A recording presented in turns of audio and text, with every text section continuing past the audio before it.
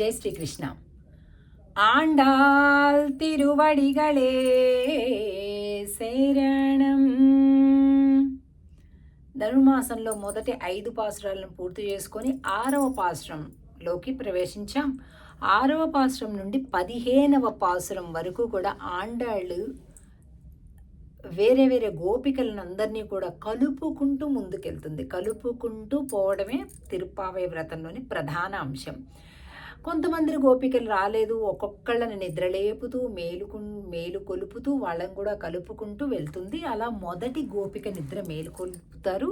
6వ పాసురంలో చూద్దాం. పుళ్ళుం సిలుం వినగాన్ పుళ్ళరయన్ கோயிலில் வெள்ளை விழி செங்கின் பேரரவம் கேட்டிலையோ பிள்ளாய் எழுந்திராய் பேயுமுலை நஞ்சுண்டு கள்ளச்சகடம் கலக்கழிய காலோச்சி வெள்ளத்தரவில் துயிலமரந்த வித்தினை உள்ளத்து கொண்டு முனிவர்களும் யோகிகளும் மெல்ல எழுந்து அரி என்ற பேரரவம் உள்ளம் புகுந்து குளிரிந்து ఏలోరంబాయ్.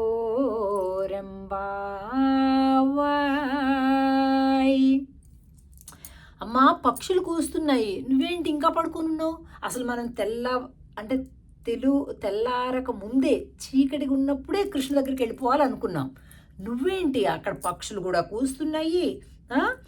పుళ్ళ అరయన్ కోయిల కోవెలలో అక్కడ ఉండేటటువంటి ఆ ధ్వజస్తంభం దగ్గర కూడా అందరూ కూడా శంఖ ధ్వని చేస్తున్నారు. అలాగే వెళ్ళి సెంగిన్ పేరు అరవం, ఆ పెద్ద శంఖధ్వని నువ్వు వినడం లేదా?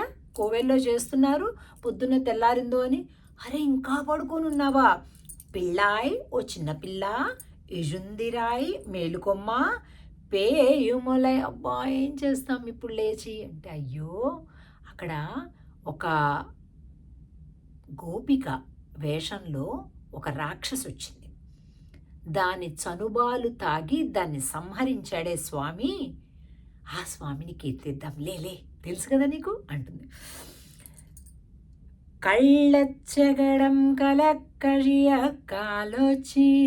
కప్పటముగా శకటాసురుడి రూపంలో ఇంకొకడు వచ్చాడు, ఒక బండిని ఆవహించి వచ్చాడు. వాడినంతే ఊరికి ఇలా కాళ్ళు ఇలా ఇలా అంటున్నట్టుగా చేసేసి దాన్ని కూడా ఏ కీలుకి ఆ కీలు ఊడిపోయేలాగా చేశాడు మన స్వామి. ఆయన్ని పాడదాం. வெள்ளத்தரவில் துயிலமரந்த வித்தினை உள்ளத்து கொண்டு మునివరుగళం యోగిగళం. మునులు, యోగులు. మునులు అంటే మననశీలురు, యోగ సిద్ధి కలిగిన వారు యోగులు.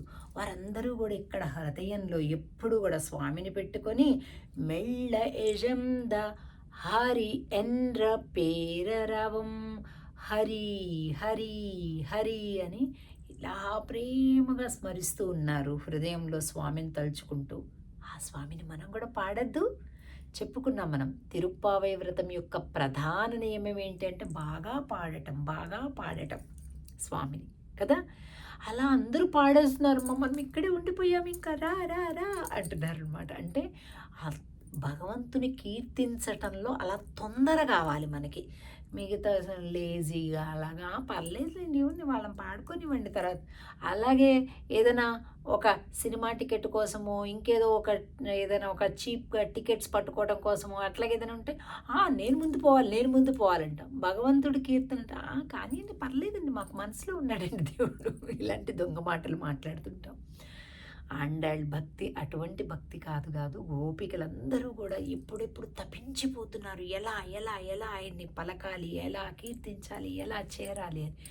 అందుకని వాళ్ళందరూ కూడా చూడమ్మ, వాళ్ళు పాడుతున్నారు, వీళ్ళు పాడుతున్నారు, లే తొందరగా రా అని అంటున్నారు అనమాట. ఇలాగా ఆండాళ్ తల్లి యొక్క తిరుప్పావై దివ్యవ్రతాన్ని చేసుకుంటున్నాం. 6వ పాశురంలోకి మొదటి 5 పాసురాలు శుద్ధి వ్రతము, శుద్ధిని చూపిస్తుంది. 6వ పాసురం నుంచి బుద్ధి, మనకి మంచి బుద్ధిని కలిగించేటటువంటి పాసురాలన్నమాట. ఆ పాసురంలోకి ప్రవేశించాం. ఆండాల్ తిరువడిగళే శరణం. జై శ్రీకృష్ణ.